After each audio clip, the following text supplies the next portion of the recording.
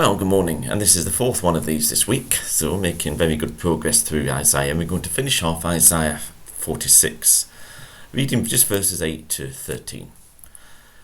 Remember this, keep it in mind, take it to heart, you rebels. Now, this message is addressed to rebels, to those who are rebellious against God.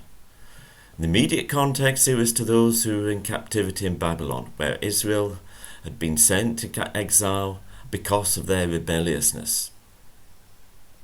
Today, it means it's addressed to all of us who have rebelled against God, who are still, and maybe still in rebellion against God. Remember the former things, those of long ago. I am God, and there is no other. I am God, and there is none like me. This is kind of the theme or the mantra that runs through so much of Isaiah. That God is God. And you look at our society, and its rebellion is that either there is no God. Why should we listen to God? Why should we pay any attention to the Bible? Well, we can rebel all we like. It doesn't change the facts. God is God. I have made known the end from the beginning, from ancient times, what is still to come. I say, my purpose will stand, and I will do all that I please. From the east I summoned a bird of prey, and from a far-off land a man to fulfill my purpose. What I have said, that I will bring about. What I have planned, that I will do. And God had foretold all these things through Isaiah many years before they would happen in Babylon. So when they're in captivity and they started to see these things happen and they look back at what God had said, they would start to realize God is God. He knows what he is doing, and his purpose will stand. And nowadays, the whole world is in confusion, particularly through the coronavirus situation.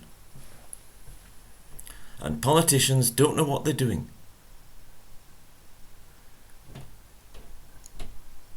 But God's purpose will stand. His purposes will be fulfilled. Listen to me, you stubborn-hearted, you who are now far from my righteousness. See, this message is not directed at the nice people. It's not even directed at the faithful people. It's directed at the stubborn-hearted. Maybe some of you actually watch these things are stubborn-hearted. Maybe you don't go to church or never been to church for donkey's years. Or maybe rebelled against God. Or maybe even if you do go to church, you're stubborn-hearted. Hey, the gospel is a message for the stubborn-hearted. Jesus came to rescue the stubborn-hearted. I was stubborn-hearted once. I can still be stubborn. But I was in outright rebellion against God. I was an atheist. I wanted nothing to do with God. And then God got a hold of me. And the gospel, Jesus is for the stubborn-hearted. It says, I am bringing my righteousness near. It's not far away. And my salvation will not be delayed. I will grant salvation to Zion, my splendor to Israel. Jesus came to bring righteousness and to bring salvation for the stubborn-hearted. So if we're stubborn-hearted, then Jesus is for us. Amen.